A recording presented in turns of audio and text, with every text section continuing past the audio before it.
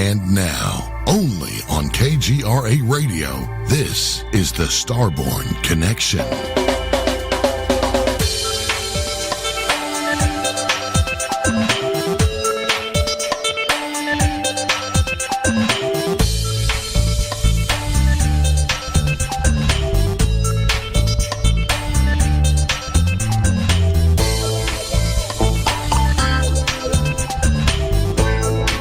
Join your hosts, Michael Austin Melton and Julia Yesner-Weiss. Happy New Year, everyone. Welcome to the Starborn Connection radio show. This is the first show of 2018. We hope your holiday celebrations were wonderful, and we wish you all a very happy and prosperous New Year. How'd your guys' holidays go? Oh, great. Lots of family. I love family. Yeah. Oh, family. Our house was packed. We had a table that was 13 foot long. Believe me, it was nice. Oh, how about you, Bill?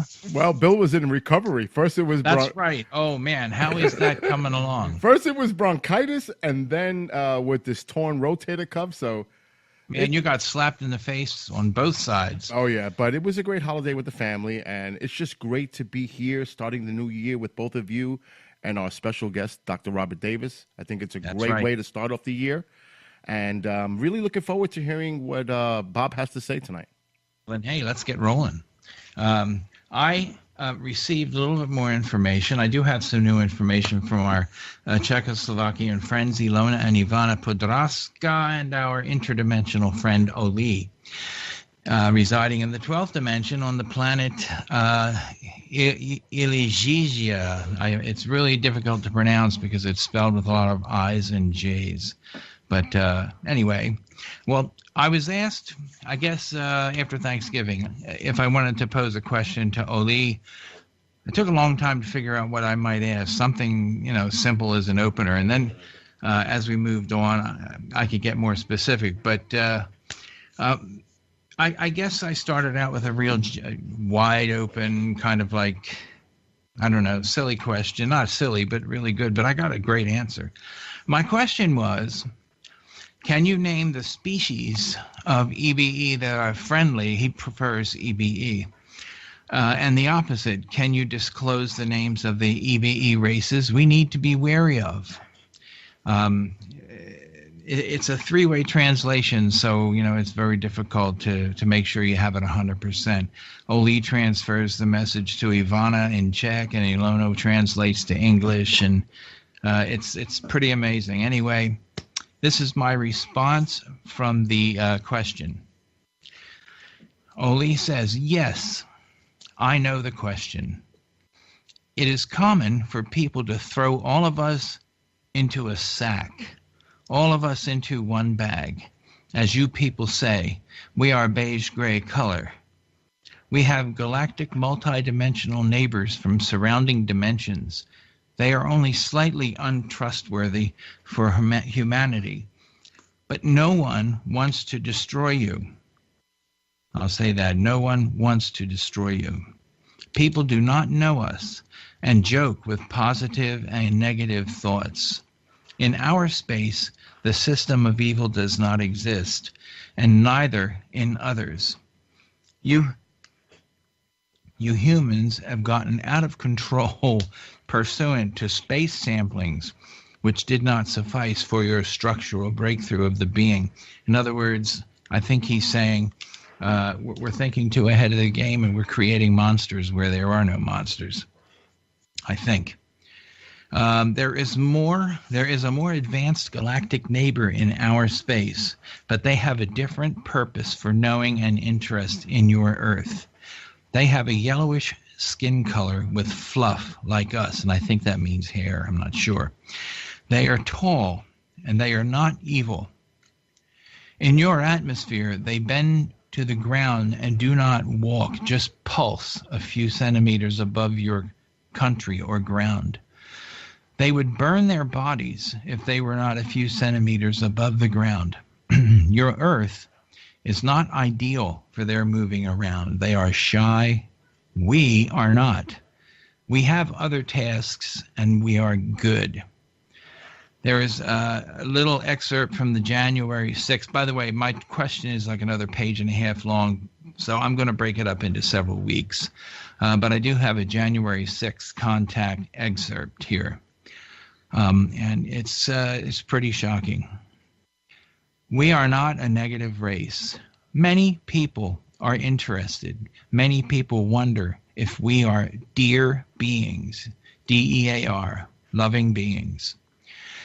There is and here's another excerpt a little bit further down.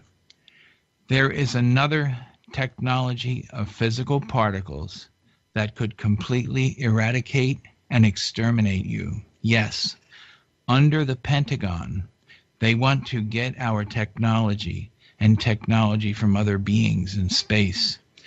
Your humanity is between themselves to evil. It would be a risk of self-destruction through this new physical technology. Thoughts, anyone? Let me, I'll tell you what, let me introduce Dr. Bob, and then we can talk a little bit about that. Okay, our guest this week is Dr. Bob Davis. Robert Davis, PhD, is an internationally recognized scientist in his field and served as a professor at the State University of New York for over 30 years. He graduated with a BA and an MA from the City University of New York and with a PhD in neuroscience from the Ohio State University. Now, Dr. Davis has published over 40 articles in scholarly journals, lectured at national and international conferences, and was awarded several major grants by the National Science Foundation and the National Institute of Occupational Safety and Health to fund research in the neurosciences. His research into the UFO phenomenon convinced him that the phenomenon remains unsolved, is a source of considerable debate among millions worldwide, and is a very important concern, unfortunately ignored by mainstream science. Dr. Davis serves as a member of the board of directors and research team of the Dr. Edgar Mitchell Foundation for Research into Extraterrestrial Encounters. That's free. Pardon me. FREE was established to provide a scientific exploration of the relationship between advanced physics and the UFO phenomenon. Dr. Davis has written a book on the UFO phenomenon entitled The UFO Phenomenon, Should I Believe? I have that book. It's pretty good. Really good, actually. His latest book, Life After Death, an analysis of the evidence, will be it is available now by Schiffer Publishing. And can you go through Amazon to get that, Doctor? Yeah, and please call me Bob, Mike. And it's a pleasure to be on your show. Very good. Okay, will do. Let me see. Okay. Bob has appeared on over 35 shows and has presented lectures at 2 conferences in Australia and the International UFO Congress in 2017, discussing the UFO phenomenon and the comprehensive research being conducted by FREE. Well, it's a pleasure to have you here, Dr. Bob, and what I'm going to do is ask you to give us your impression, because this is exactly what we're kind of working on at FREE. This is channeled information done with Ivana, who's in a trance state, and they have a Ouija board that they actually have moving around to get the message. Yeah. They've been doing this since 1994 was their first contact with the alien Oli from the 12th dimension. It's quite interesting. It's not especially unique, but you could only speculate as to actually what they are experiencing. There's no way to prove it scientifically, obviously. It's anecdotal, and for the most part, that's all we have. We only have anecdotal evidence to work with, and that doesn't dispel the possibility that she may very well be doing what she claims to be doing. I don't dismiss that. In fact, I did want to talk about that because it's very interesting. I appreciate you bringing that story up. It's unique in a sense, but it is not. Mediums, channelers, etc., they do claim to be able to download information, or that is forced within them, and they express it, usually of a scientific, technical nature, spiritual, religious nature, or about themselves, or life's about. And they do tend to benefit from it, but sometimes it is highly confusing and anxiety producing for many individuals who keep getting downloads and simply do not want them. So we can only speculate, but it does indicate that there are many people out there that do have this kind of claim. They report to interact with non-human intelligences, and they believe it. Now, obviously, a small percentage has a certain type of psychological aberration. I'm not a psychologist, but obviously, a certain subset of these individuals who claim that certainly do, for whatever reason.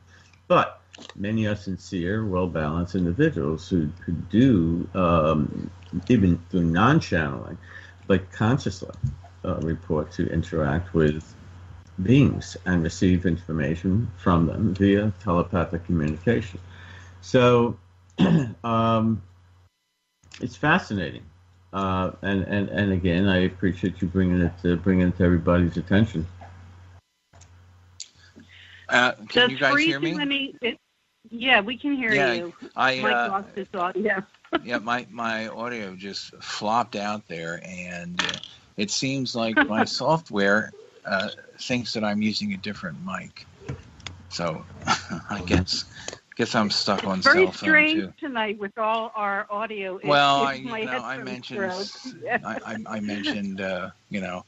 something terrible. Let me see if I can hear. Oh boy. Can you hear me? Oh, I can hear you. Yeah, and I think I can hear everybody else. Right? Yes, Michael. Okay, very good. Well, I was saying I appreciate you bringing this story up. It's critical to address it, and again, it's not unique, but we do have to get the information, which Free is doing right now. We have submitted an article. They are. Yeah, we submitted an article to the Journal of Scientific Exploration based on our research on 3,256 individuals who report to have interactions with non-human intelligences associated with or without a unidentified aerial phenomena, or UAP. And let's refer to it as UAPs. Actually, Bob, I have a question for you. When you hear stories like Oli that Michael just spoke about earlier, how do you separate, especially specifically with the Free organization, when you get all these cases coming in, the analytical process, and trying to determine what kind of experience that individual may have had, and the credibility aspect of it? Oh, you're exactly right. We're trying to approach this scientifically, objectively. That's the attempt, and I think we're doing that. And that's an extraordinarily good question. We asked the same thing. Now, we instructed the individuals when they started the survey that we want them to respond only if they have conscious recall of their interaction with the phenomena, which is very diverse, both physical and non-physical, by the way. And we'll talk about that. But the thing is this.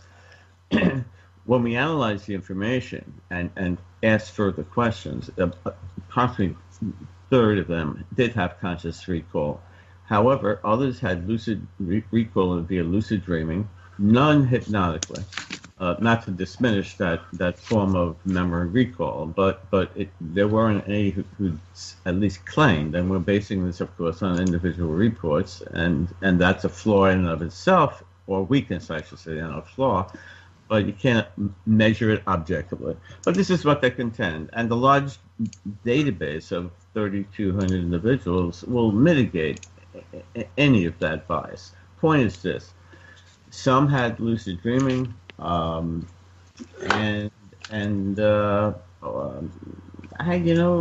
channeling of some type, but that was it.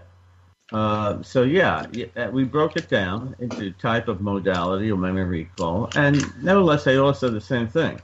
So the bottom line here is that when I hear this story, you have to of course be curious, given the form of recall that it was.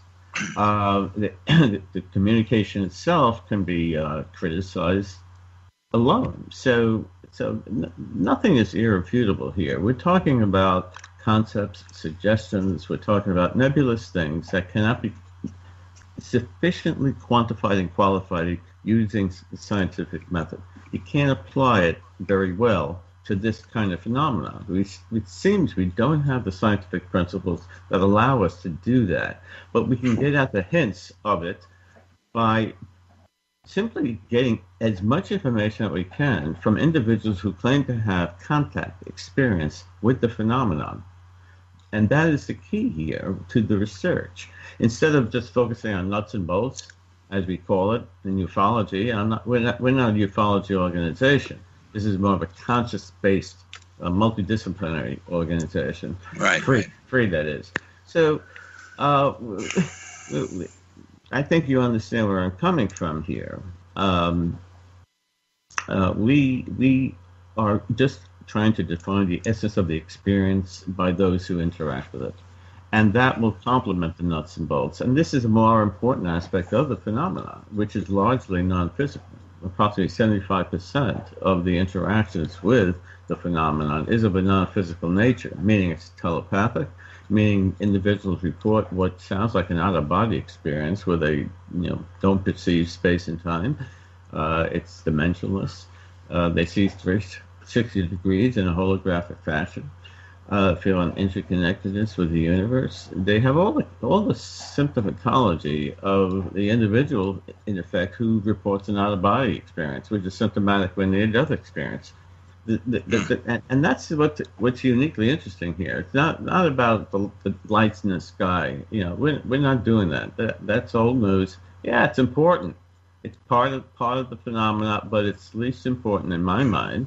Yeah. Not to diminish it. But let's shift focus of attention, research, resources, as best as possible to understanding the impact it has on the individuals that interact with it. And I'll say that 3-4 times over the course of the 2 hours. And excuse me for the redundancy. That's a habit of mine. So let me warn you all up front, please. Expect me to repeat it.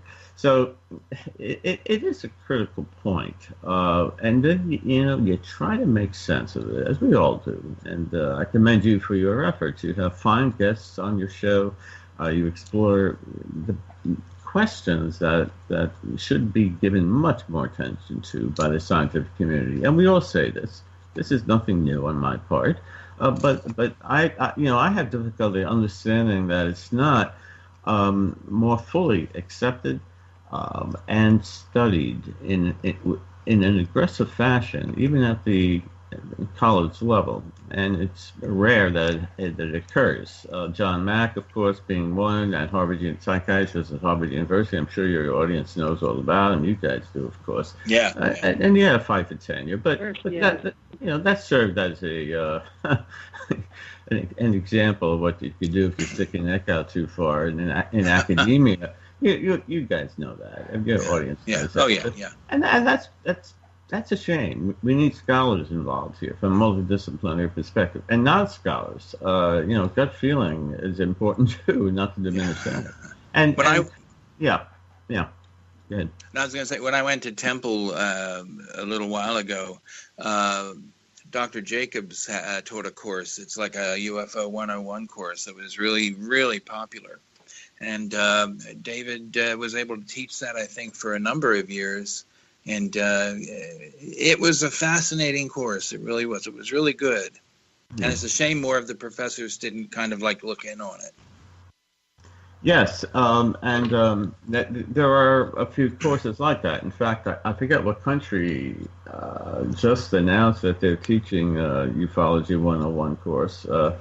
I'm sure many professors have toyed with that option, and I'm sure they do. And I know studies, I just take classes in paranormal, parapsychology. We see them. There are degrees, of course, in metaphysics, PhDs. So there are programs out there that offer it, especially in England, that promote it, and I think for good reason. I think it should be more strenuous, mentally speaking, for metaphysical programs. But nevertheless, it's fine. What you do with it, I'm not quite sure. But nevertheless, it's important. So look, this is quite an enigma that we're talking about. We don't even have the language to adequately use to talk about what we're talking about. We don't know what we don't know, and we talk about it and we just don't get at it. But this is a largely positive behavioral transformation that people are experiencing when they interact with non-human entities. That's what our data, at least, are suggesting. Yeah, it's showing that. It's not always, usually positive. I would say 10% or so is negative, highly negative or slightly negative. You can't discount that either. But generally, this is the reason. Those individuals that have only a few contact experiences with the phenomena, meaning interacting with non-human intelligences, that's the key, not the craft. That happens too, but more often it's the entity that they interact with, not associated with the craft. And that's about 75% of the time. So, the bedroom, the land, some other environmental setting, but still some report being brought into a craft subjected to biologic experimentation. It's a very small percentage claim to have a fetus taken from them, less than 10%. But again, it happens. And there is physical stuff suggesting genetic material going on for some purpose. That has been historically reported. However, this is important. When you mention Jacobs, the first thing that comes into my mind is that I congratulate him highly for studying the phenomenon. It is very important, worthy of study. John Mack knew it. He studied 800 abductees and believed that their reports were valid. Mm-hmm. He knew there was something there. He didn't have firm conclusions, but he certainly acknowledged it and accepted it. And he said it warranted certainly further study, like Alan Hynek did and a few others. The ballet, too. Those three, the best in the field thus far, in my mind. But the thing, I forget my train of thought. I do that all the time. We are seeing positive transformation. Actually, some are negative. I just want to sneak one more question, and then I don't want to take time away from Julia or Michael, but you brought up metaphysics, and I always questioned the metaphysical aspect using higher consciousness to communicate or to connect with divine guides in the spiritual sense, or these sentient beings, and whether it's through meditation or maybe through sleep, a sleep process, a dream state. What is your take on that from a scientific aspect? Wow. Let me give you an example. About 5 hours ago, I was talking to a psychologist in the state of Washington, and she was telling me, she interacted with non-human intelligences ever since she was 2 years old. More balanced than I, but here again, not unique. And now she has support groups of experiences, to a few hundred monthly meetings, etc. We need more of these individuals. There are thousands of people out there, likely millions, let alone worldwide. I'm talking about the United States, that are saying, "Hey, guess what? I'm communicating, interacting with non-human intelligences." This is the bottom line. Forget the flying saucer, Roswell, Rendlesham. It's not bullshit. It's not. It's important. Thank you all for researching it. It's cool. I dig it. I'd rather listen to that than hear stuff on CNN or Fox News most of the time. This is cool. There's a lot of nonsense out there, a lot of sense. And you guys know it. My stuff could be nonsense, being perceived that way. I don't discount that as a possibility. But the point is, let's discuss it in a collegial, diplomatic manner. You know that. And you have largely excellent guests. You get clunkers every now and then. I could be that one. Who knows? The point is, let me share my viewpoint. And this is what our research is giving us. It's kind of, in a way, it's saying just what I'm saying. Forget the lights in the sky, retrospective analysis of Roswell and all the other stuff we know about, and regurgitating the declassified documents. We know everybody knows it. They know a lot more of the phenomenon than we think we do. Forget the Tom DeLonge thing. I've spoken with him about a year ago, and let me tell you, he's sincere. He's very curious. Congratulations, Tom. Really cool. My son loved Blink 182. You're cool. But that's all I'm going to say. Okay, that's it. And you fill in the gap. So let's move away from that. Something is going on. There's no doubt. They're playing games with us in whatever way that's up their sleeve, weaponizing space or not. But again, it's fun talking about it. It gives subject matter to the numerous shows out there on UAPs. It's cool. I like speculating about it, as I am right now.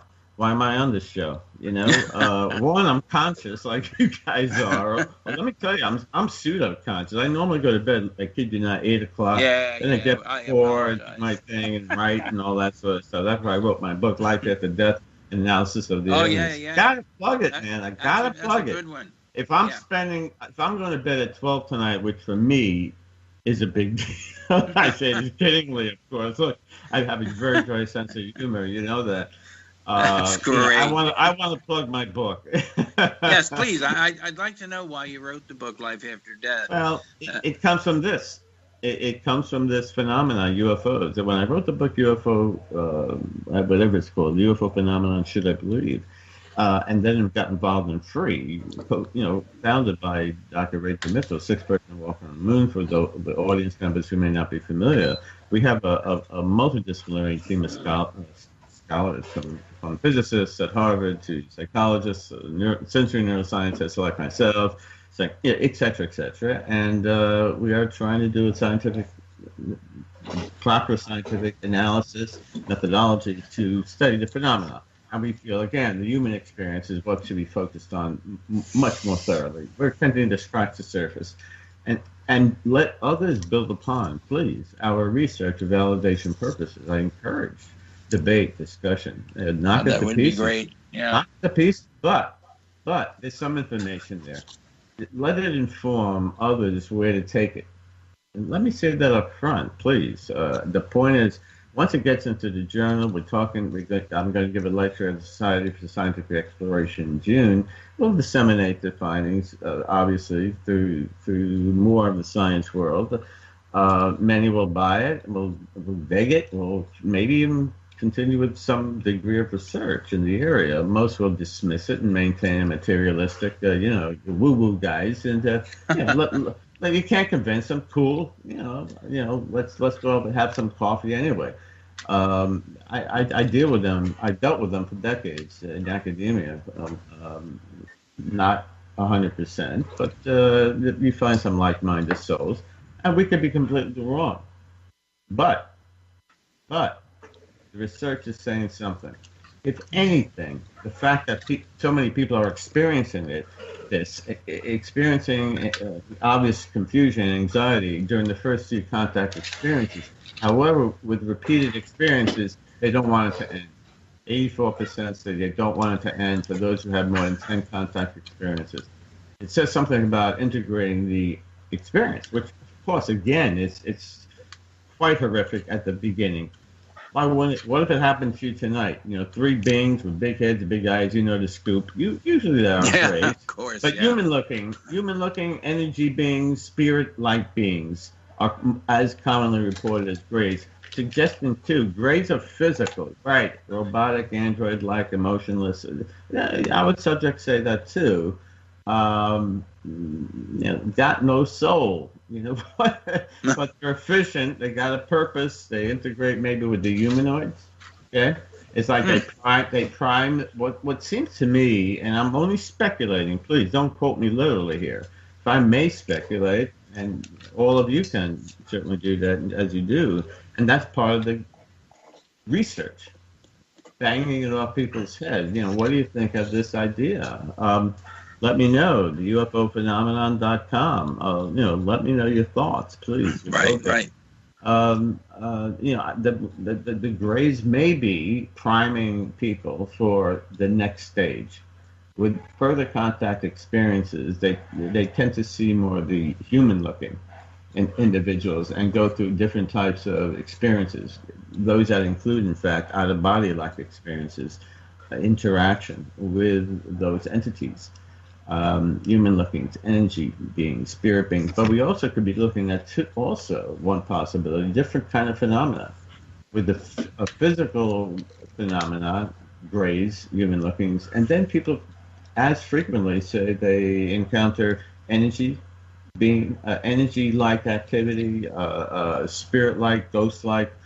But sometimes I talk to people and they say, you know what? I didn't see a Grey. What I saw was a ball of electric light, like plasma, sparkling in my bedroom, and then I had missing time. My dog was cured all of a sudden, or a medical healing was performed. Et cetera, that kind of stuff. A lot of anomalous activity manifested in diverse ways also accompany this.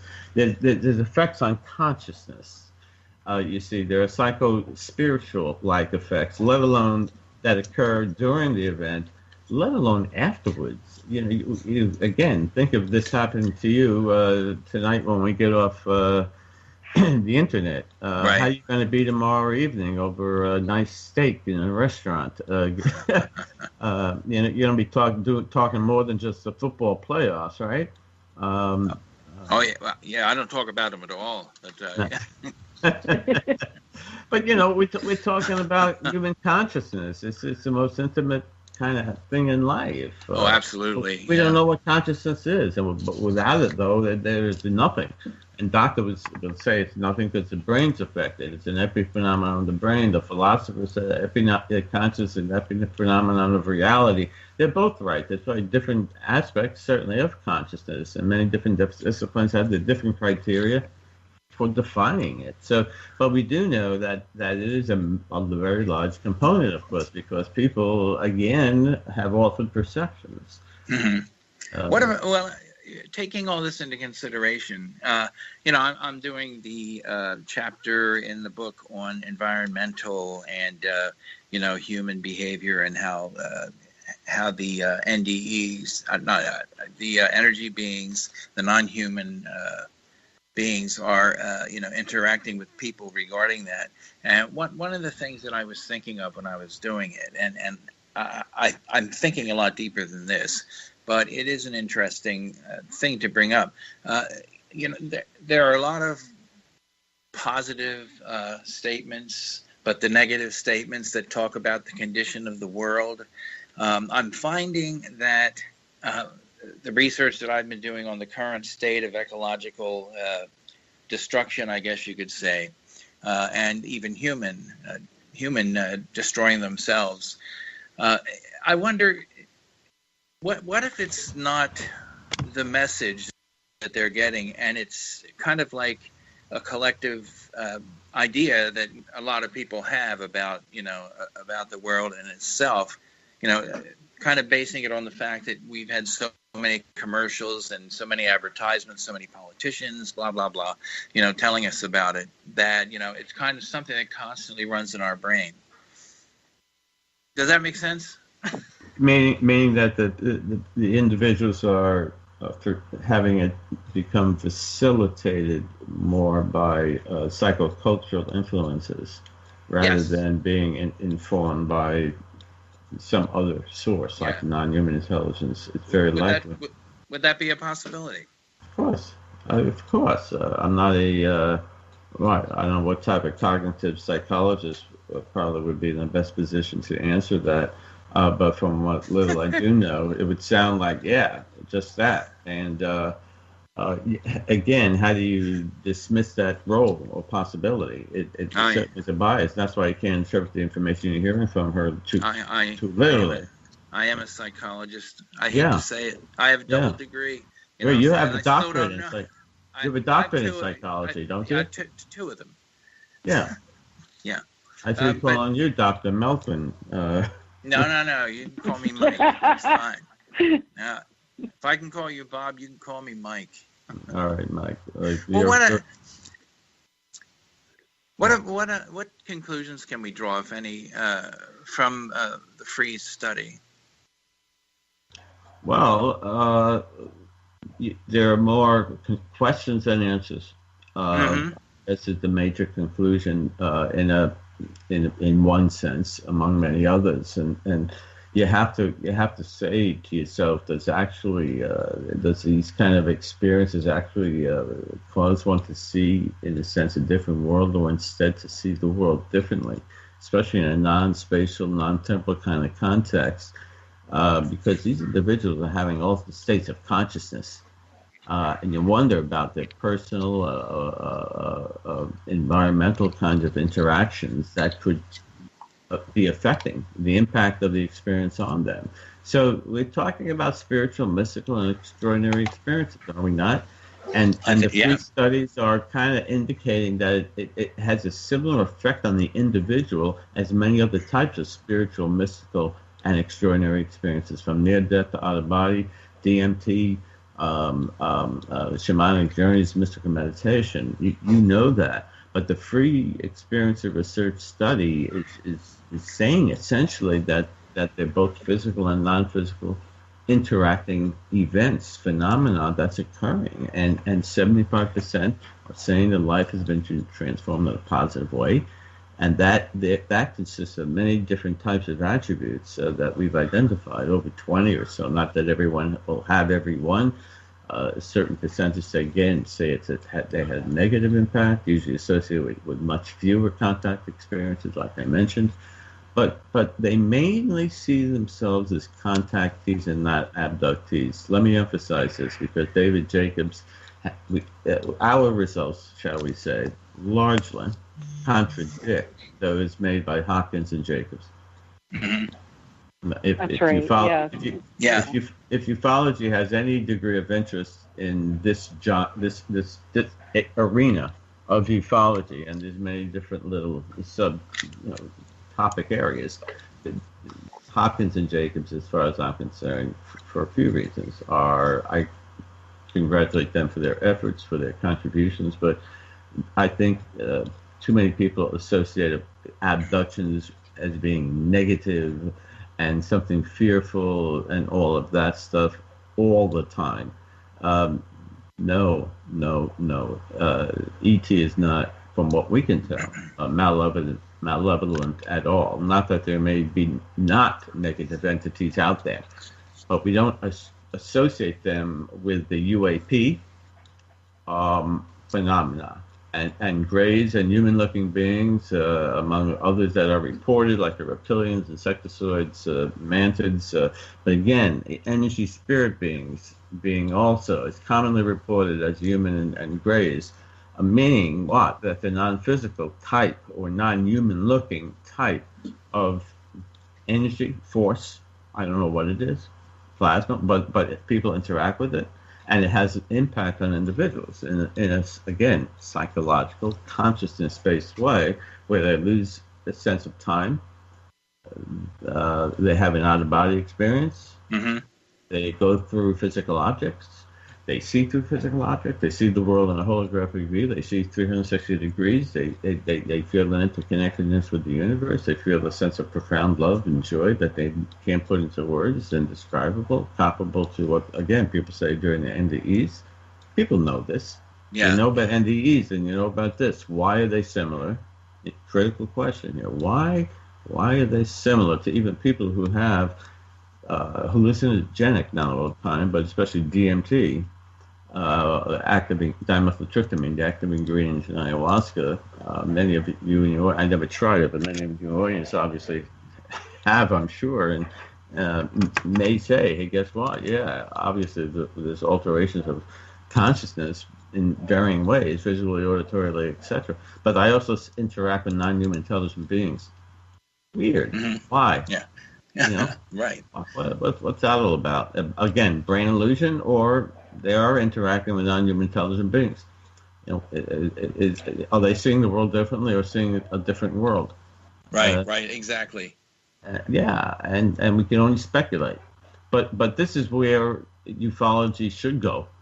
More so, not entirely. I agree with you. I agree with you. There should be a school for those who are interested in the mechanics of UFO flight and navigation, et cetera, and there should be, a school for people who are fascinated with this stuff, like I am. You're exactly right. Yeah. Yeah, you're exactly right. There should be those that are involved, and I applaud them who look at the physical aspect of it. And maybe indeed we have some physical remains of some crash saucer, whatever it may be. I don't dispel that completely, and maybe that will give us some answers from a scientific perspective, chemistry perspective, physics perspective. And nevertheless, it's something to be learned too. I think more importantly that there are beings, intelligences that are interacting with humans. To me, that's a lot more important. So we have to have exactly right separate types of studies, among many others, of the phenomena. That's why it requires a multidisciplinary effort, as opposed to it being very fragmented. And we know that many organizations are still stuck in the lights in the sky arena. Right. Only a very small percent isn't really meaningful. And I just gave a little conference call with 10, 15 members of MUFON. Jan Harzan was in the audience, along with Kathleen Martin, among many others. And I gave about an hour-long talk and Q&A about the free study and my 2 cents worth along the lines we're talking about. And I probably heard it, a few times over and over again, but nevertheless, it addressed the non-physical emphasis. And I talked to what I later found out were many experiencers, because this was an experiencer research team that was talking with me, and obviously wanted to hear what Free had to say regarding their findings. And I can't reveal all of them because it's now being under review by the Journal of Scientific Exploration, so it's not to be made public. But 84% of about 2,000 subjects didn't want their experience to end. The majority said they had conscious recall of being on board a craft. And they claim that it changed their life in a positive way. So if they consider themselves contactees, as opposed to all abductees by Hopkins and Bud Hopkins and Jacobs, the vast majority regard their experience as being more egalitarian, and they're treated as an equal, not physically taken and relocated on board a UAP craft. Walking up the ladder a few steps at 1 foot at a time to sit in the console with this, kind of wheel in front of them that looks funny. So, yeah, I'm sure you have some questions to ask about that. Actually, Bob, I don't mean to interrupt, but Bob, I was thinking of something while you were having this conversation with Michael and Julia. Now, we know that SETI is using radio telescopes to detect sound signals possibly coming from an extraterrestrial civilization. What about each unique feature, similar to like a DNA, but in the frequency of the brain, and maybe coming up with some type of scientific method to distinguish the unique frequency that each individual has? And by detecting that, finding maybe these extraterrestrials or maybe interdimensional on whatever level you want to say that they're having this experience with, maybe if we can detect that unique frequency, maybe they're using that frequency to communicate consciously with individuals, and in return we can assimilate a similar frequency to who they're communicating with, in whatever extraterrestrial or again interdimensional beings that they're having this experience with. My answer is a cop-out. You could be 100% right, you could be 100% wrong, or 50%. Take the try. I've that's an interesting theory, but it's a theory, right? And it could be correct. What intrigues me along those lines, however, is that the frequency of our brain waves are comparable to the frequency of the Earth. very low frequency. Generally less than 20 hertz. I think the Earth has a frequency of the Schumann resonance is 7 hertz. And we see 7 hertz a delta wave, if my memory serves me right. And it's too late to retrieve some anatomy and physiology at this time with accuracy. So I'm serious. I'm falling asleep here. I better take a few more snorts of cocaine or something like that to get me awake. Getting it caught. In any case, bad joke. Yeah. Well, I'll move it on and see if we can stimulate a little bit more different stuff here.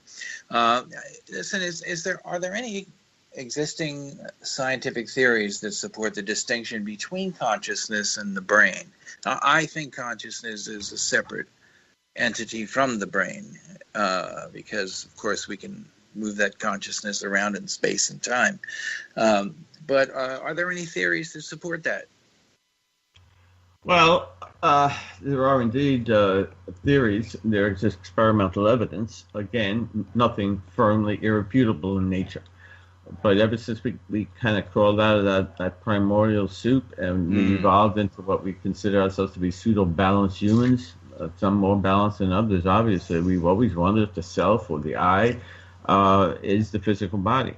And we use the term consciousness that, in a sense, again, semantic issues here, but it's a term that I think we are using instead of the word soul or spirit. But whatever that is, it acts independent of the brain.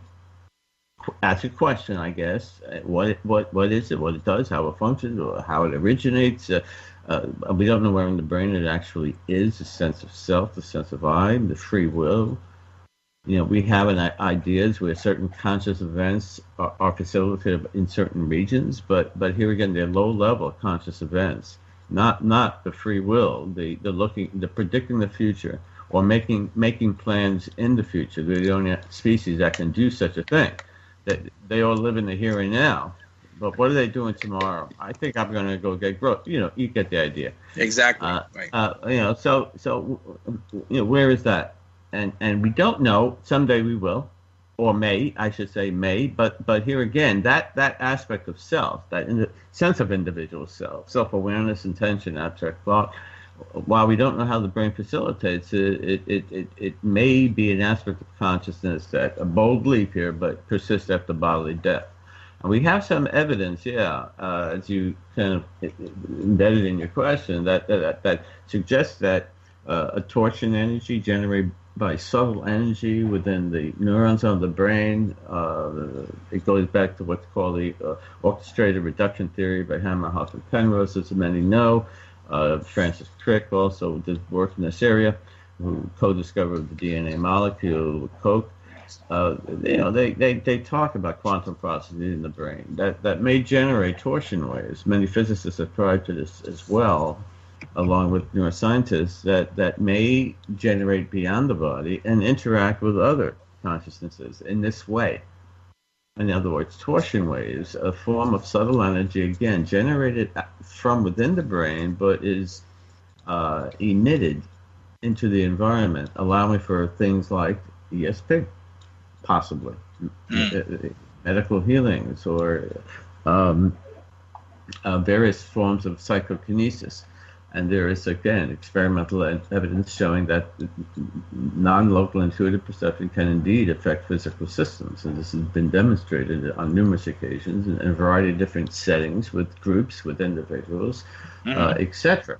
And one thing I could say with a great degree of certainty is that ESP is real. And the governments in the United States and Russia in the 80s, we are all aware of this, I think, utilized remote viewing as a means for spying. In other words, individuals are demonstrating an aspect of non-colocality. For those of you who may not be aware of all this in the audience, I'm sure there's a few, but the majority are, they're able to accurately but depict events remote from their body. So they do this with such accuracy that they've had sponsored programs here and in Russia, to detect missiles, bases, etc. And guess what? great degree of accuracy. It's amazing. You know the story. So it's been demonstrated in so many numerous ways, replicated by many, many different researchers in different settings to enough to be conclusive. The thing is that subjects in the free study indicate this kind of incident, with a fair degree of frequency, that again considers what's going on here. Why did I actually arise from lifeless matter? Why do we experience, in a sense, anything? And that is the hard problem that David Chalmers is considering. It goes back again. I bring it up because you kind of questioned it. What is consciousness? And that remains unknown. So, but nevertheless, we think we're getting at it by just simply analyzing the qualitative information that people are saying. And we're doing that too, aside from the survey of over 500 questions in many different topic areas that we use to generate our results. We are also getting qualitative information in terms of the descriptions to over 60 questions that we had. And Dr. John Climo, again, as you know, noted psychologist, transpersonal psychologist, is analyzing that. That will be also a chapter in our book, Beyond UFOs, the Science of Consciousness and Contact with Non-Human Intelligence, and numerous contributing authors. You will certainly play a leading role too in the development of that book, submitting a chapter. You're in volume 1 or volume 2? I'm not sure where the environmental stuff is going. All right. Well, we'll have to address it over the next few days. Okay. Yeah. Now, before we go to break, do you feel that this anecdotal and experimental evidence in near-death experiences support the concept of life after death? One example would be someone who remembers a past life. I mean, that kind of, and so accurately that when they do the research, they find that everything is correct. I'm talking about remember Julia, that 5-year-old or 6-year-old kid that remembered that he died in World War II, and it was just so accurate. And he remembered all the names and the unit. And they found his plane. I found his plane, which was amazing. Yeah. Do you think is that supported by the evidence that we have? Oh, indeed. It's fascinating, without question. How could this child recall it? And what's interesting is that these kinds of accurate recall detail of past events, obviously prior to when they were born, with a specific reference to a person, and associated experiences by that person, is mind-boggling. When the parents claim that they could not have known. So here again, either I guess there are two possibilities that are obvious ones. Either he lived as, I forget his name, Leningrad or whatever it might have been, as a pilot during World War II, and he was reincarnated now in the future, proving that there's a form of life between lives in a sense, or there's always life. Let's put it that way. But it just varies in composition or attribute. But nevertheless, he's or the other possibility is that he's simply a mind reader, has ESP, and he's just tapping into information that either may exist in the universe, as Eugene Wigner, a Nobel Prize recipient, said, there is indeed a cosmic consciousness that stores information of every event. Stephen Hawking says that. That's what's on the envelope of the black hole. That's hard it is to believe. So does Rudy Shield, co-founder of FREE, and Harvard astrophysicist, Professor Emeritus, among many others. Why are they saying this? Exquisitely derived mathematical formulas give rise to these kinds of theoretical, let me emphasize, it's theoretical, nor am I a physicist in a position to, say something deep about this highly theoretic world where some theorists of theoretical physics says nobody even understands it. because we're talking about probabilities within the subatomic world of quantum physics, which essentially is the study of subatomic particles, what makes up matter in the physical universe, how it behaves, what are the smallest elements, along with photons. Well, the interesting thing about that case was, as he moved toward adolescence, he forgot it. He forgot it entirely, and I thought that was fascinating. It just kind of seeped out of his brain. If we come back for another life, usually if someone says they're reincarnated, they recall it under hypnosis or something. But this kid just, popped out and said, "Hey, I was a pilot in World War II," basically, and then, when he gets a little older, it fades away. I mean, that's pretty fascinating too, even the fact that it just goes away. Yeah, and Dr. Ian Stevenson, leading researcher at the University of Virginia, who conducted reincarnation-like studies, he found that only children, generally below the age of 8, have these kinds of memory recalls, and that after beyond that, it generally does fade away, which is interesting in and of itself. Obvious question that he couldn't answer is why. But his evidence, he concluded this. He said his evidence, studying case studies, just as you mentioned, do indeed exist with remarkable accuracy in some cases. He found hundreds of cases to be as accurate like you just recalled, and he, however, came to the conclusion that it was suggestive of, not irrefutable proof of reincarnation, a continuity of consciousness after bodily death, and there are varying ways in which to state just that. Highly suggestive, but there is no proof. How can you prove it? But he also said, interestingly, maybe the most significant proof was that the children often had birthmarks or physical abnormalities that were consistent with the manner their prior death occurred. So if the person, I have a story. Okay, keep that thought, because you get the idea. I will say, I have a birthmark in the front of my stomach and a birthmark in behind it. And Stevenson analyzed the records, and the medical records said, guess what? The person died from a knife, obviously, right in the exact same spots, with both an entrance and exit wounds. Well, I have to break in and ask you another question, Bob. Do you mind if we go to a break? My producer's telling me it's time to go. Hey, fine with me. Okay. I'll tell my story when we get back from the break. That's right. That's what I was going to hope. Really relates to this. Okay, gang, we're going to take a break. You are listening to the Starborn Connection exclusively on KGRA Alternative Radio.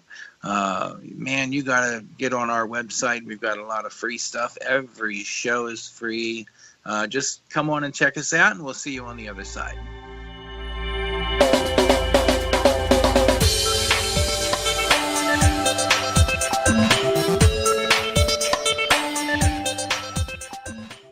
Hi, this is Matt Ray for My Pillow. Look, I'd forgotten what a good night's sleep was like. Then I got a hold of My Pillow. I used to wake up with neck and shoulder pain. I thought it was the new normal. But after one night of using My Pillow, my neck and shoulder pain is gone, and I'm sleeping comfortably through the night. My Pillow's patented interlocking fill conforms to your personal sleep needs. It's guaranteed not to go flat. It's washable, it's dryable, and it's made in the USA, not to mention the 10-year warranty. Try it risk-free with a 60-day money-back guarantee. What have you got to lose besides back pain and shoulder pain? Right now, America's First News has a great deal. Try it for yourself. Call now. You'll get 50% off a 4-pack. That's 2 premium pillows and 2 travel pillows. Call now. 800-716-4835. Use the promo code RAY, R-A-Y. That's 800-716-4835. Use the promo code RAY. Does extraterrestrial life exist? Has Earth been visited by intelligences from other worlds? The answers to these questions await you on the MUFON cruise. This January 6th through 11th, 2018, Spend 5 nights aboard Royal Caribbean's Brilliance of the Seas and enjoy dinners and private lectures with speakers including legendary physicist and researcher Stanton Friedman, as well as researchers Kathleen Martin, Chase Kletsky, and MUFON investigators Tony Angiola and Ben Moss, and an exclusive Cozumel Island tour and beach day at Playa Mia. Make your reservations before time runs out by visiting holidaymakertravel.com today or by phone at 877-642-4308. That number again is 877-642-4308. Unravel the UFO mystery with leading researchers in the field. Visit MUFONcruises.com. I'm a planner. Some of my friends say I'm a survivalist. I guess they're right, because when disaster hits, I have a survival plan, and it starts with my survivalist camp, my fully functional, off-the-grid bug-out house. And when the you-know-what hits the fan, I'm out of here. So what the heck is a survivalist camp? At first glance, it looks like a very nice RV, but it's really engineered to provide my family with 5 basic needs for survival: air, water, shelter, heat, and food. Survivalist Camps builds a camp to withstand all that nature and man can throw at it. It's fully mobile. My family and I can flee disaster fully self-sufficient in just moments. And its construction will last a lifetime. Look, if you're a planner, you need to check out survivalistcamps.com. They're like you and me. They believe a good plan is the best way to meet a disaster. Survivalistcamps.com. Be ready to be impressed. That's survivalistcamps.com.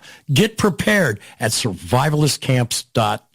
For years, the KGRA digital broadcast station has been your contact for live UFO paranormal talk radio worldwide, bringing you the top names in research and investigations 7 nights a week. Our listeners connect to the KGRA on various platforms like TalkStream Live, TuneIn, Spreaker, iTunes, iHeartRadio, and many more. Now, you can stream your favorite paranormal talk radio shows with our new fully integrated custom KGRA mobile apps for Android and iPhones. Listen to your favorite paranormal talk shows from any mobile device 24/7, free with smartphone or tablet. Utilize custom features to access news, show pages, archives, contests, events, and live interactive chat rooms. Set show notification alerts and never miss your favorite live programs. All free and available to download in Google Play or the iTunes App Store. Mainstream media's most wanted. KGRAradio.com.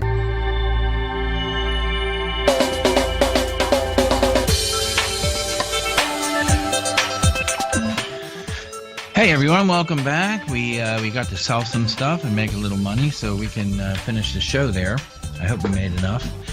We are talking here with Dr. Bob Davis. He is on the board at FREE. He is also a member of the research committee, and we're picking his brain at 11 o'clock at night, which is way past when he normally goes to sleep, and not too far off when I do either. But let's continue. Julia, you had a story you wanted to share. Yeah, this is pretty incredible, and it goes with exactly what Bob was talking about. And my son's going to hate me if he's listening, but he probably is not. He's probably out partying. But how could anybody hate you? He's 25 now, but back when he was like 2 years old, 2.5, we were lying in bed watching TV on a Saturday afternoon, and he was telling me, he just started blurting all these things out, and so I just sat there and listened to him, and he was saying, "Mom, I died, and then I came back. And before I died, you were my sister, and Dad was my brother." And he kept saying he was talking about a couple different lives. Like one time you were my sister, one time you were my dad. He was going into the cycle. And then he described, so I said, well, how did you die the last time? How did you die? He goes, I was a soldier, and I died, I got stabbed. And I said, well, where did you get stabbed? Well, I got stabbed in the shin above the ankle, but I also got stabbed somewhere else. And he has a tremendous birthmark that goes from his ankle all the way up. And I used to think to myself, before he even said that it looked like somebody knifed him from, like, it looked like a bayonet wound. Interesting. Wow. Yeah, I always thought that. And actually, we had it taken years later. He got what's called, like, he had, like, oatmeal-looking skin on that thing, on the scar, and we had to take it off. It was just weird. But he had described at 2.5, he didn't know anything about the Civil War. He didn't know anything about, but he described to me he was in this battle, and it was here in the United States. He knew about the United States. And I said, well, what color were the uniforms? Oh, there was gray, there was blue. Like, he's 2.5 years old. And he did speak very well, his whole life. But even as a little child, he spoke very well.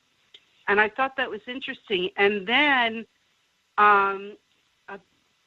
he was always afraid of Gettysburg. He never wanted to go there. Oh, boy. Wow. And wow. This is very funny. Because we went everywhere. We went to Busch Gardens. We went to Hershey. I kept saying Gettysburg. He kind of never had the interest to go. He goes, I don't want to go there. And then, of course, as a teenager, I kept bringing it up to him. Do you remember when you talked to me? And he didn't remember. Now, when he was little, he used to see people go through the wall. He was always afraid of the dark. He saw my father, who had passed away, trying to hug him, and he disappeared. But he doesn't remember any of that. Like, even to this day, I can't bring it up. He's like, I don't know. So guess what? It turns out he ended up going to Gettysburg College. He had almost a full scholarship there. So he went there, and he lived there for like a year after school. He's now at University of Penn Law School. But it was so odd that he was so comfortable with Gettysburg. It's like he totally, all the old stuff, he like forgot. It was so weird. But it was so amazing how articulate he was in describing, why would a 2.5-year-old kid all of a sudden go and talk about, I was alive before, and you were my dad, and you were my sister, and you were this. It's a fascinating, why would a kid do that? Fascinating story, and you're not alone. And obviously, you can't help but question it. And Sure. Stevenson dealt with these kind of cases all the time, and did further research to try to confirm it. In many cases, he did, and oftentimes the family that the child referenced lived within 50 miles of their house and spoke the same language, which would also suggest that maybe they, if there was anything to life after death, that they like the area in which they are living in and hang out there, so to speak, from by who knows. Or they're reading again some Akashic records, cosmic consciousness, information store, whatever you want to call it. Yeah, it's that theoretical information field that may exist in a holographic form, right over Earth.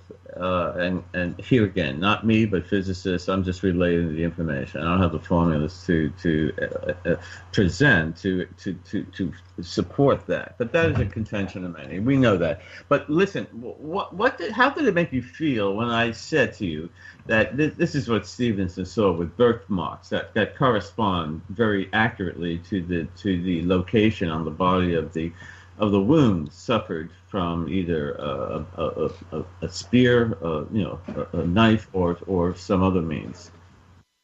How did that make you feel? I had in my heart, I just had oh my God, my son has his birth. Now you wouldn't die if you got stabbed in the leg unless you got an infection. In those days, you could get infections. Or if you hit an artery, you can hit an artery. Yeah. So. Yeah, that's his only birthmark that I know of. It's interesting. But you see this with to some extent NDEs. They report this kind of sense of existing outside the body, and we're talking about what if there is a past life, if there is reincarnation, if there is near-death experiences. We're talking about what? the essential issue here is that a form of energy, let's call it consciousness, that awareness. Well, cell memory. I mean, there's cell memory. It exists outside the brain, but cell memory, yes, indeed, and may exist in some organs of the body even. When people are transplanted with the heart, they often report certain changes to their personality, likes, dislikes, that are consistent with the person who they received the organ from. Interesting studies, and this is some of the conclusions they come up with. Hard to believe, but yeah, like you say, cellular memory. Indeed, but at a physical level, maybe it also exists at a conscious level, where more than just the personality of the person, the physical aspect of the person, memory, which is physical. Largely, it's affected in individuals, of course, with unfortunately who get Alzheimer's, dementia, etc. We know that there is a physical component there, resulting from amyloids in the body and in the brain, and that destroy healthy tissue. Unfortunately, the process of aging, basically apoptosis. And another area of study to begin with, but let alone we kind of deviating off the topic. I am, that is, but people do when they have these NDEs. They allege to have a knowledge of existence in another dimension without a body, and the past, present, and future exist simultaneously and instantaneously. And we're talking about that concept that quantum physicists refer to as non-locality, and I know you all know that. Some people in your audience, may not. And I'm sorry for the redundancy of some of this information, but that's what we're getting at here. Well, all right. Now that we're on the subject of NDEs, one thing that I want to ask is, why do people who have NDEs always report positive, life-changing transformation? I've heard of a few cases where they received warnings or something similar, like a bad NDE that kind of transformed their life in a different way. From what I understand in the literature, there a small percentage of NDEs are negative, maybe 10% or less. Yes, where sometimes the experiences that are comparable to demonic, like hell-like. Are reported, and it's real in the minds of the experiencer, and that's what we deal with it free. It's real in their minds. Doesn't mean it's an aberration. Doesn't mean it's not real. But we are talking about anecdotal evidence that is, consistent with psychospiritual, or I should say psychocultural background of the individual. And we all are familiar with the NDE whereby those of Christian faith see Jesus, and those of other faiths see the religious figure that leads their faith. So there is a psychocultural component to this, no doubt. But fact is that there is a consciousness component. One aspect of consciousness is in the form of emotion, and those who have NDEs, a study by Jeff Long, he did a study with 400 people, and they said yes to the question. I think it was something like, during your experience, you encounter information or awareness regarding love, and a love that's so unique, unconditional. That people say it's a transformative experience. They feel a sense of love that is all-consuming, all-forgiving. And one woman, I quote this in my book, Life After Death, an analysis of the evidence. Let me plug it again, please. Because I'm staying up so late, I'm going to take advantage of that.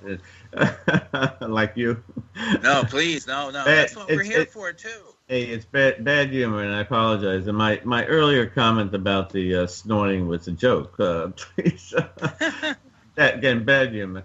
Or us ex-Bronxites call it humor. We don't say the H sound in from the Bronx for some reason, but nevertheless, as I deviate, why is love a major component of the NDE? As well as the UFO encounter. Interesting. Interesting indeed. What is it about? Why love and not, I don't know, hate? The obvious question, more questions than answers. Well, So it's definitely a consciousness thing, that's for sure. It seems that way. That has a transformative effect on people, and there are many triggers for change, and NDE is one where the consciousness leaves the body. The consciousness leaves the body. What it sounds like during an interaction with non-human intelligence, either they facilitate it, they take consciousness, or you do. I don't know. But this is what people say, and my conversation today, which I alluded to earlier, was just about this. The person was describing to me just that. I'm not talking from personal experience. In a way, I wish I was, but listen to those that experience it. If you want an insightful account of what we're talking about, I'm simply relaying information. Mike, I don't know if you're an experiencer or Bill or you. If anyone here is an experiencer, but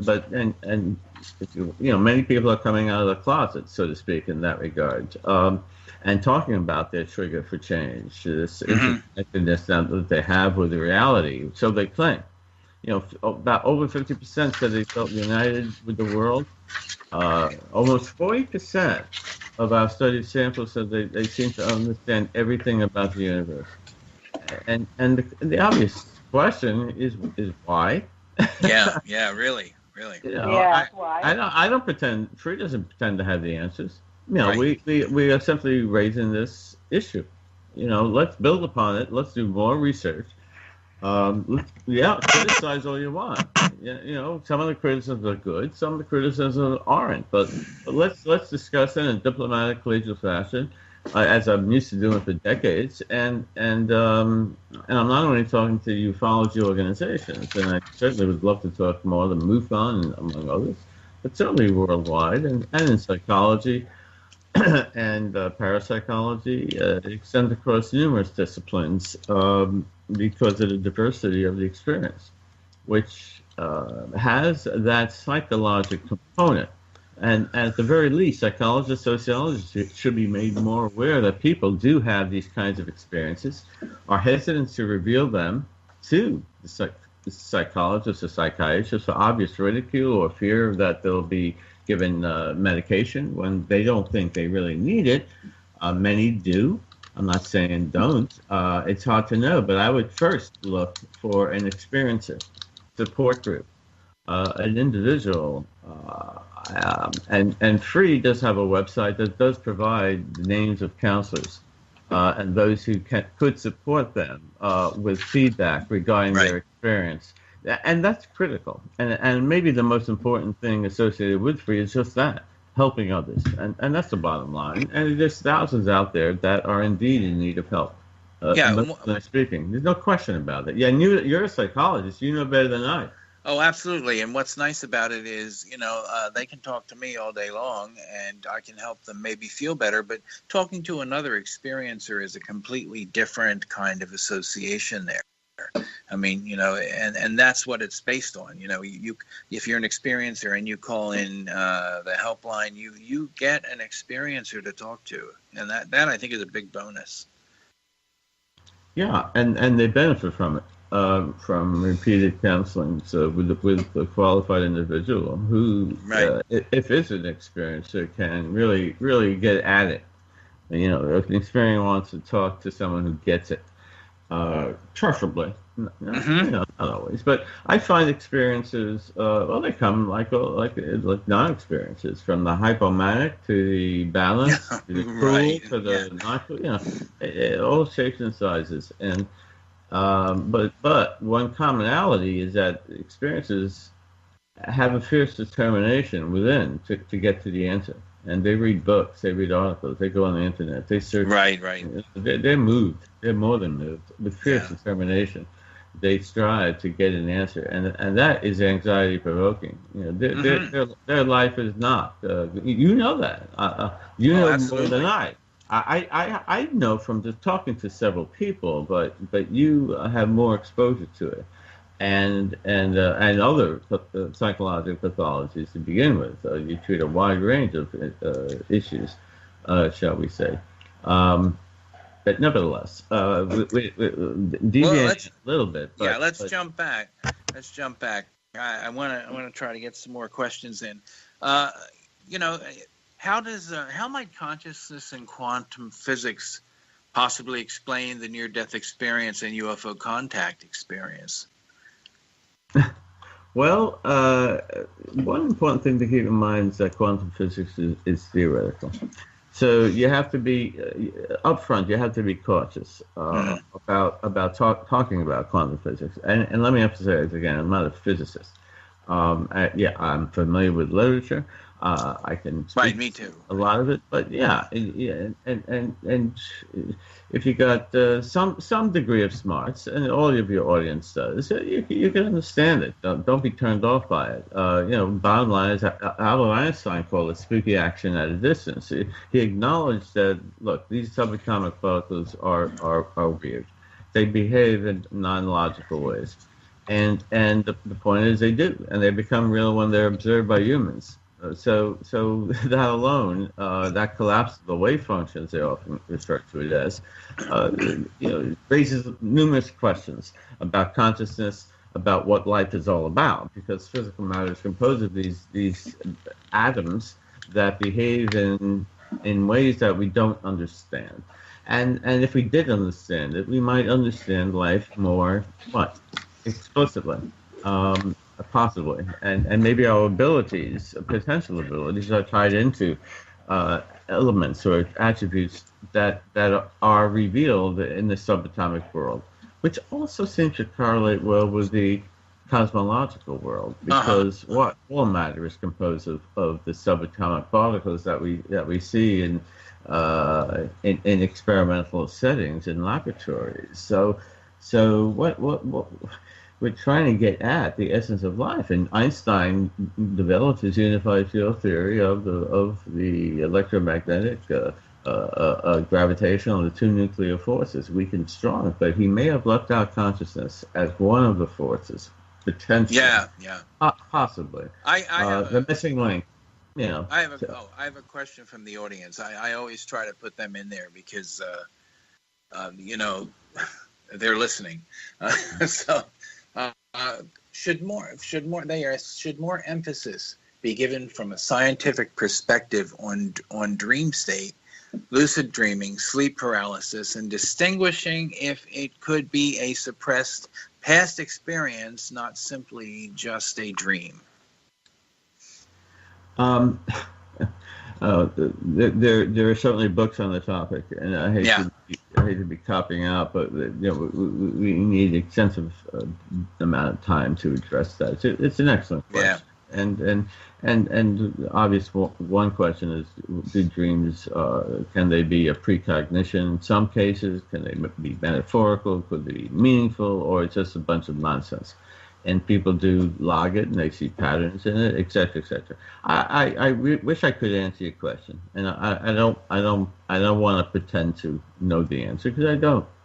I'm not a dream expert, but we need certainly more study in that area. Cop-out answer, but so be it. Okay. Let me see. I guess. Does research, I guess, on after-death communication provide evidence to support life after death? I think there is lots of life after death. I don't know where we go, but I certainly feel that we move around up there or over there or in there. Yeah. It's good question, because it is an aspect of evidence that people in the dying process are experiencing deceased relatives, as well as religious figures, as well as angels with different colored wings.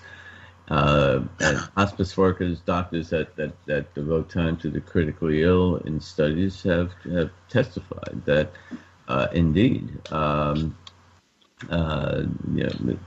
doctors are convinced, as well as hospital workers, that people are, at least in their minds, are feeling that it's real, their interaction with these discarnate individuals. But what gets me is that people will sometimes say that they see a deceased figure of a friend, and they see their friend. They didn't know the friend died, but they find out later on that the friend did die. The person, that person in the hospital, let's say, didn't know that. Yet it verifies it. That's kind of interesting.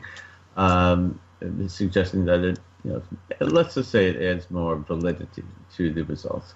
And but this after-death communication, while acknowledged, doesn't necessarily prove it, of course, but suggests that it's real in the minds of it's more common and real in the minds of those that have it, and they don't fear death. It's a source of comfort for them and their families, of course. But there is after-death communication as well as shared-death communication. Moody, I believe, a leading researcher in NDEs, also coined the term shared-death experience, where a person emotionally close to the individual who's dying senses that the person is dying. Mm-hmm. I had a person yesterday for dinner. Let's talk about coincidence. Tell me about a shared death experience. The person got a knock on the door and knew for some reason that his twin brother died without any prerequisite condition that would give him that thought. He just knew it. And yeah, a person was there conveying that news. When it's information from left field. It's not like the person was in crisis, etc. That would suggest that. So just yesterday, we all know. The thing is, when you ask a crowd of say 20 people, who here has a story like I just shared, so something like that, or stories that we all shared this evening, this night, almost morning. How many of you raise your hand? Those willing to raise their hand, and there's probably a few who aren't willing to share it for whatever reason. You'd be surprised at the number of hands go up. Yeah, do the math. How many people on Earth? Wow.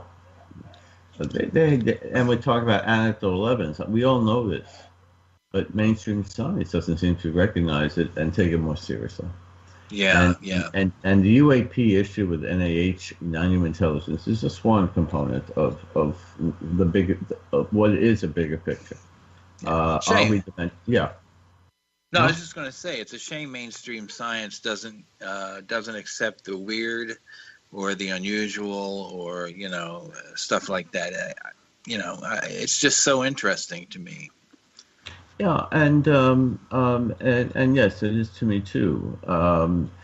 And that's why I'm happy to work with Free and on this kind of research, because it is suggesting something, and again, let it be a source of debate and discussion collegially, and that would be great.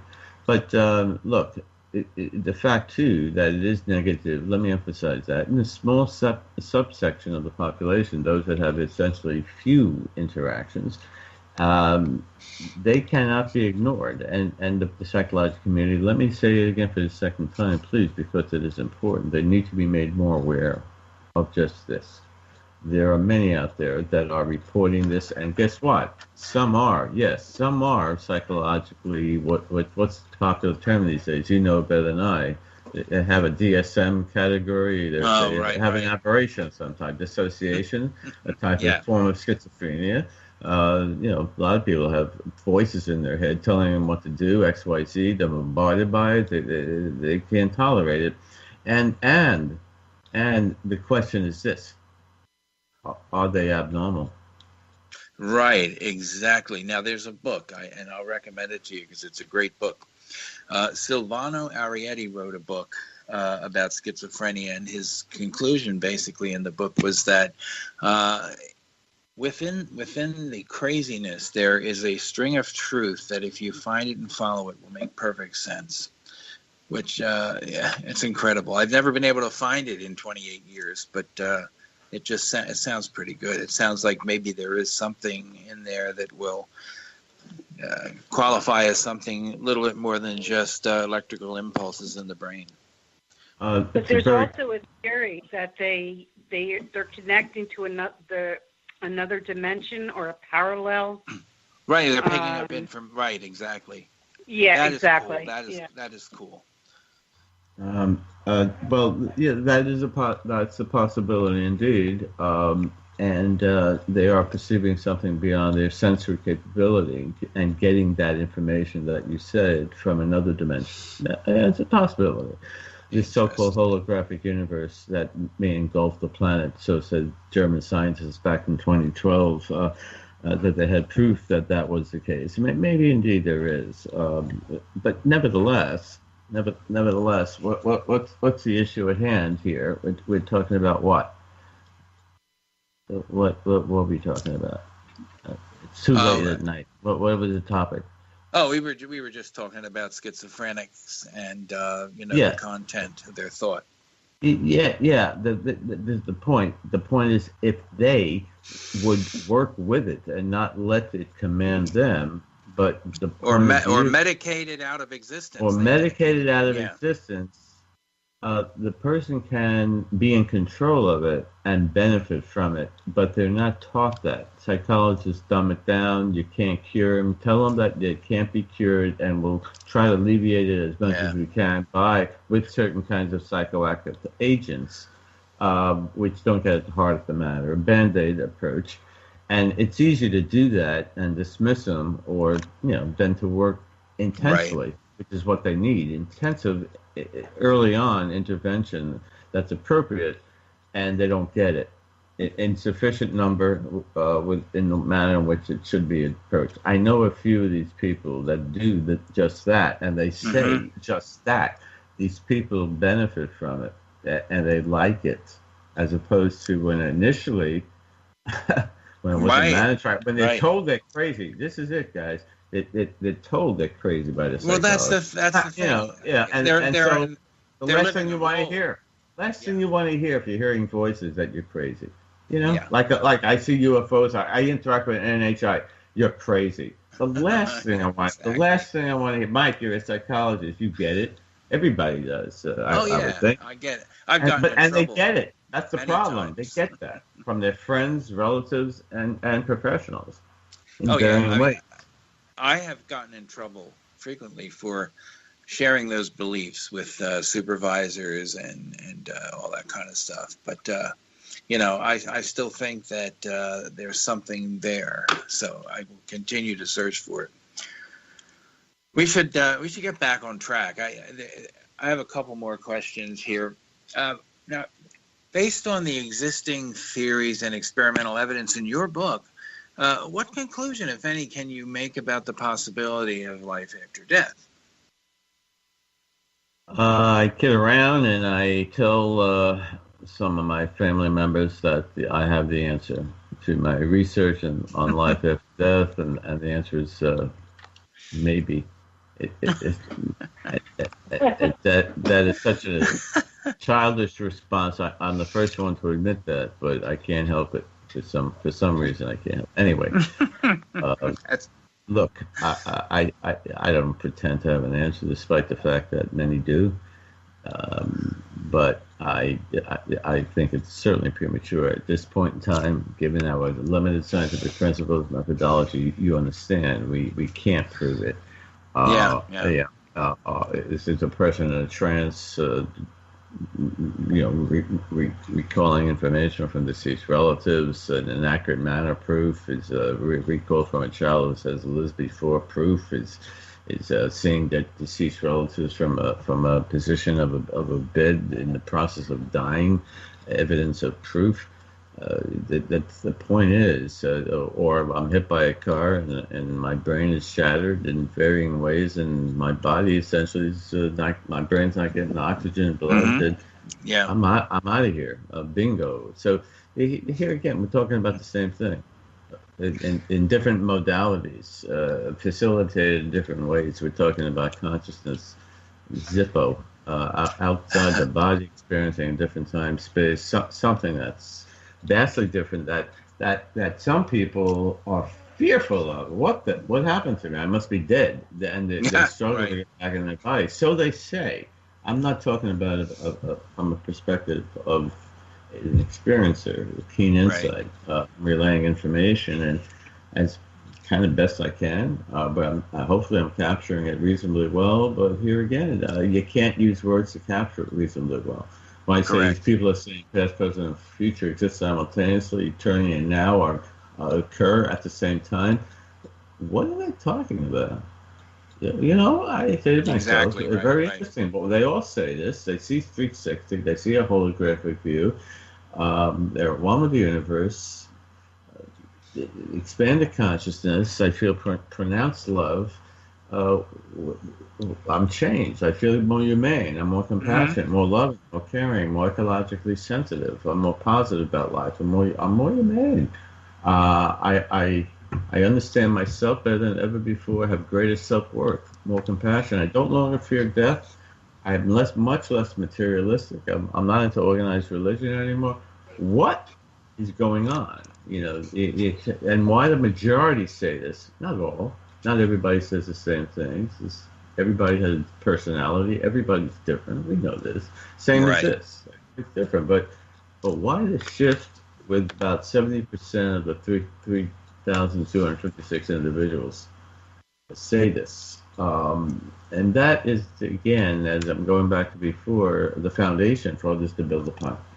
It's saying something about consciousness. It's saying something about maybe indirectly. And what ways do we have to measure consciousness other than consciousness affects subatomic particles that makes them behave as a wave or a particle based on observation alone?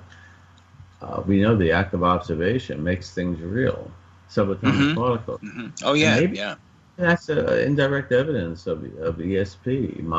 Brain is made up of subatomic particles. You get into the entanglement, double slit experiments. We don't have time to get into it.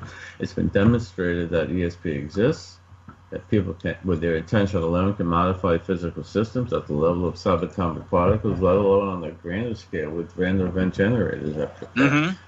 Princeton University, they found this to be the case. September 11th, and what? These 100 random event generators went non-random in a statistically significant fashion on 9/11 or any other day, in other words. Any other event that causes the attention of hundreds of millions of people to collectively focus on one such event, like the devastating incident that's one can't forget in more horrific ways than others, but nevertheless, why is there significant deviation when the tsunami hit the Southeast Asia, when President Obama, major event, man, African American, half African American, the President of the United States, millions of attention seekers. Why is that? Why do those grand event generators stationed worldwide react in the manner they do, other than maybe there is non-locality, a form of invisible communication? Well, that is communication on a visible pathway occurring. It's debatable conclusions, but some materialists believe it's an error in measurement or some statistical error of falsifying the information or conclusions to suit their own viewpoints, possibly. But nevertheless, we see evidence of this, on an individual level, group of meditators, among others, that whereby physical systems are affected, whether it be growth in plants, pH of water, the physiological effects in other human beings via EEG or EKG or electrodermal skin activity. They are modified by human intention, other human intention. And we even exert influence over our body. We meditate. We can lower our heart rate, our consciousness, something within ourselves, determination, whatever you want to call it. We don't have the words that capture, but that feeling, whatever that is, compels us to perform an act that's either good or bad for us. Right. If I have a cigar after this, and I probably would, I know damn well it's bad for me, but my whatever says have it, Yes, exactly. You only live once. But what is that? What is that I fight with? We all fight with. The cupcake, the whatever it is. Oh, I fight with it all the time. Everybody does. Everybody's neurotic in varying ways. Sure. When it interferes with the lives of others that we live with in a negative way, it's bad. Otherwise, Yeah. Go to town, man. Live it up. As long as you don't adversely affect others, or you know what I mean. So yeah. Yeah. Boy, this is really bad. I'm having such signal problems. My phone is like flashing on and off here. Julia, I feel bad. I didn't really leave you a whole lot of time. Did you want to bring up some of the Ascension material to? Well, I wanted to. Yeah, I wanted to ask Bob. I'm in. I've been meditating for a few years now, and I keep getting these downloads of knowledge about the human ascension process. And I've been, I've had a real consciousness change, and I'm involved with a lot of other people around the country, and there's actually a huge movement for the ascension process, which means, we go into our society starts to change from 3 dimensions to 5 dimensions, and there's no more war and no more money, and it's just evolving into that. And what I see with all the people that we've interviewed the past couple of years and with the research from Free, I kind of came to my own conclusion, which to you would be a theory, but to me it's a conclusion, that our space brother family, the ETs, and through the abductions and through the contact, eventually the abductions may be, they are tweaking our DNA, and so our spiritual gifts can manifest, the junk DNA is being activated, and the message about love and how they also show people timelines. They show them, maybe this one's a nuclear war, and maybe this is more when it looks like heaven. Everybody's getting along, and nobody's starving, and everybody's happy. And there's open contact with the extraterrestrials. And I really feel they want us to have contact with them, but we have to be a peaceful race in order for that to happen. So I definitely feel that all these contacts, they're definitely giving the message of the ascension process or the new paradigm of mankind, so we can have contact with them. And what is your thoughts on that? Yeah, if you want to say what objective is at hand here by the non-human intelligence, you can't help but come to a type of, I can't say irrefutable conclusion, but if you put a gun to my head, this is what I would think. Yeah, I know, I always sound like that. I always hedge the issue, but here we go. Given the fact that 70% thereabouts have claimed to have positive psycho-spiritual transformations, as I've mentioned, you would think, yes, and I've heard from elsewhere, that indeed this form of intelligence is benevolent. It's here for our good. It's here to evolve our consciousness, our spirituality. That's it. Nothing more to say, in a sense. And I've heard this again from other sources. Now, is this factual? Obviously, we have to. Well, some of us got convinced, but I think we have to still keep an open mind.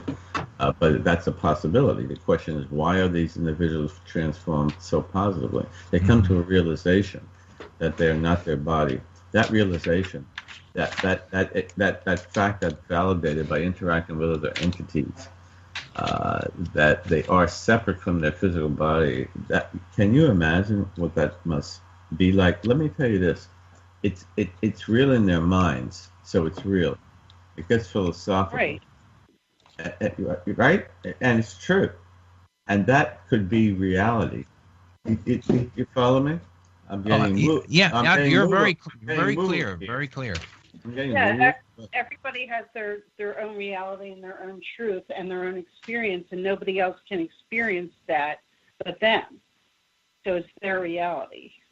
Well, exactly right, and it's kind of hard to follow, and people out in the audience, some of them are saying this is getting really out there in woo-woo land, but it's not, because many scholars in philosophy and physics, neuroscience talk about just this. So it's not under the table stuff, just to a large extent, but it gets at the heart of the matter. And what is the nature of reality is an issue for considerable controversy and debate. So nobody has the answer. Thus, it's open game. Any opinion is as valid as any other opinion. And the most common one that I hear, not that it necessarily is 100% true, but some of it could be true, certainly. It's just what we're talking about here. It's real in their minds. That's it. That's reality. Bob, it's not an escape from reality. Yeah. The other thing I wanted to bring up to you is I talked about this on the show a couple months ago, but I had gone to this place called City Ranch. It's in Washington State, and the ranch is right in front of Mount Adams, and supposedly there's an alien base there, and they have all these there's like a portal there, and there's a lot of unusual happenings there, and they do sky watches, and they see ships coming out of the mountain. Well, I went with my friend, and believe me, there were a lot of pretty much everything you can think of happened there, and I saw it. And we did go to a sky watch, and I saw a few ships come out of the mountain. But there was one that came, it was very cold night, and there were like 20 people there, and a lot of people left, so it was just me on the left side of the field, and on the right side of the field, there was like 2 guys. And we were watching, there was nothing going on, and I was like, oh, we just saw a few things. And I started to meditate, and I said, I invite you to show yourself to me, and we're all connected, we're all one. I did my normal meditation that I do in the morning, and all of a sudden the ship appeared, and then from the mountain, and then it came extremely close. We're 13 miles from the mountain, and it came right. There was a big field in front of me, and it came to the field, and it was so huge. It was the first. I have seen many UFOs, but I never saw anything this close. And the light was pure white, and it looked like milk. And it didn't light up anything around it. And the size of it were like 3 semis put together. I mean, it was huge. And I heard telepathy for the first time in my life. I heard in my head, this is the last thing we're going to do tonight. It's freezing. You need to go to bed. And then I got a little bit afraid because they came a little too close for comfort. And I got a little scared, and then they went back. And the next morning, the other 2 guys, and they were on my side of the field. So the other 2 guys, the next morning confirmed, the story that, we definitely saw this. And it was just such a spiritual thing. It was just so amazing. I mean, we saw many other things on the ranch. Supposedly there's a Bigfoot and fairies. I did see a fairy. Yeah. It had white wings and plasma. There was a lot of plasma beings that were around there. Not everybody saw it. And I wasn't really psychic until I came to that ranch. It kind of opened me up, and I was seeing what the other psychics were seeing. But yeah, that was a phenomenal experience. Yeah. Thank you very much, Julie, for sharing that with us. That is phenomenal indeed. Skinwalker Ranch, too, that Bob Bigelow bought and did research, is somewhat similar to that. There are unique locations like this that have a lot of anomalous paranormal activity, indeed, and could be portals to other dimensions. Who knows? But yeah, there is indeed something going on that defies explanation without question. Look, do you know Mary Rodwell, by the way? She's a member of Free. Oh, yes, we had her on the show. Yeah, we had her on the show. Yeah. We've had many members of Free, and thank you so much for your support. I know you more than get it. So yes, Mary Rodwell has gone to ECETI. She's going again this year, giving a talk there, and wow, I'd love to go too. She again is one of the co-founders of Free and a critical member of our board of directors. So, and a noted researcher, but she also addressed the issue that you mentioned earlier about DNA, and that there is indeed a genetic component to their interaction with us, and she does research in this area.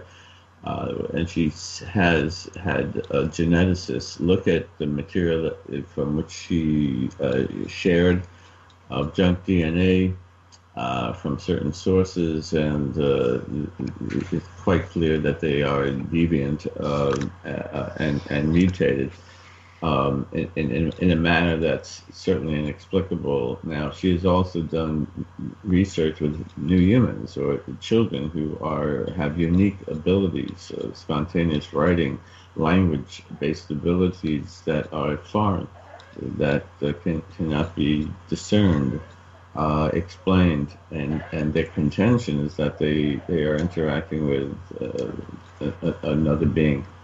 And in a sense, it's like they're channeling, downloading information.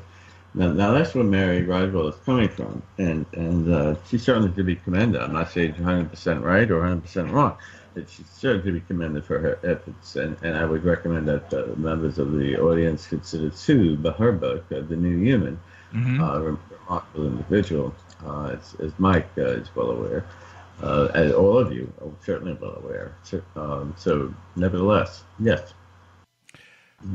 Bob, I have one final question from me, and it's obviously from a theoretical perspective.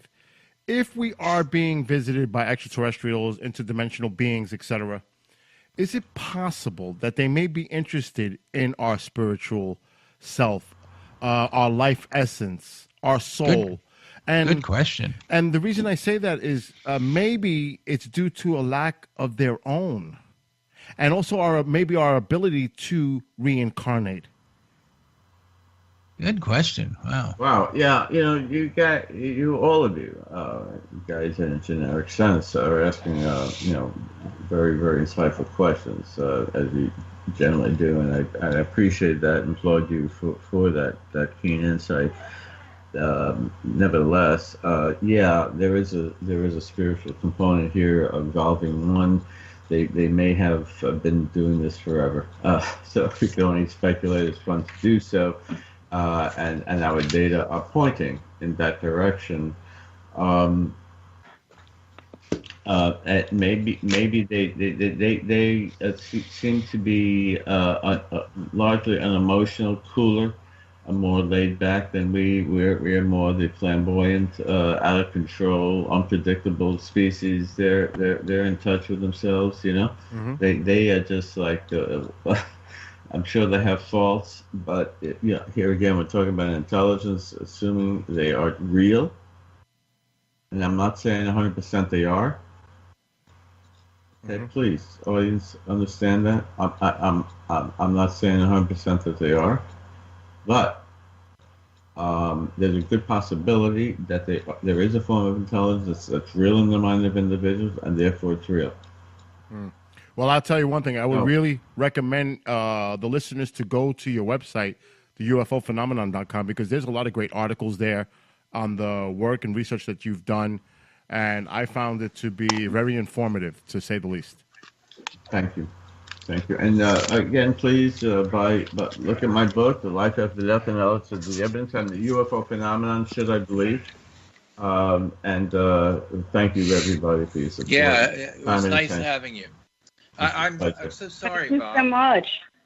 You're very welcome. Yeah, I'm so sorry, Bob, that I've been in and out on this, but I have some sort of a significant issue here with my audio, and I'm jumping back and forth from phone to computer, and I'm sorry about that. But it was a pleasure having you on. And is there anything else you want to tell the audience before we leave in terms of where you're going to be speaking, or where they can get your books, etc.? Yeah, and it's very kind of you to say that.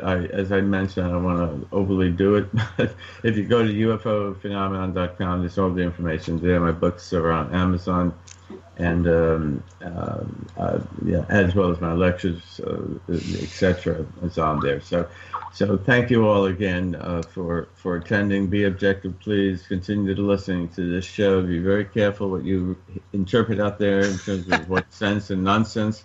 Right. Have an open mind. Don't debunk, but weigh the evidence. Don't interpret everything literally and agree with everything because you want it to be true. Okay. Don't fall into that trap. We all do. I do, in varying ways in every aspect of life. So let's all try to be careful with that. I speak for myself as well. So let me get off the bandwagon here. Okay, please. Okay. Thank you very much for having me. You need to sleep. Take care, Bob. I really do. Thank you, guys. Take care. Thank you so much. Good night. Bye-bye. Well, good night.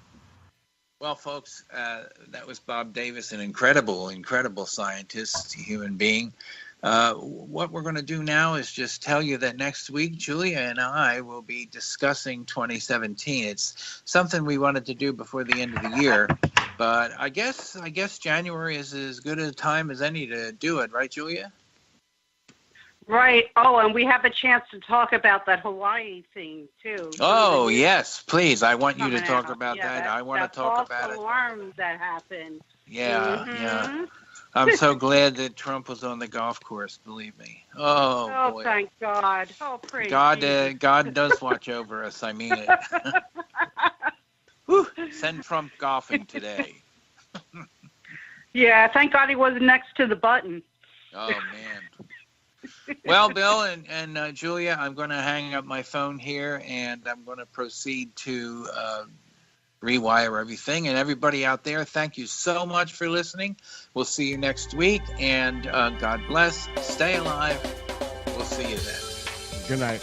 Good night, everybody.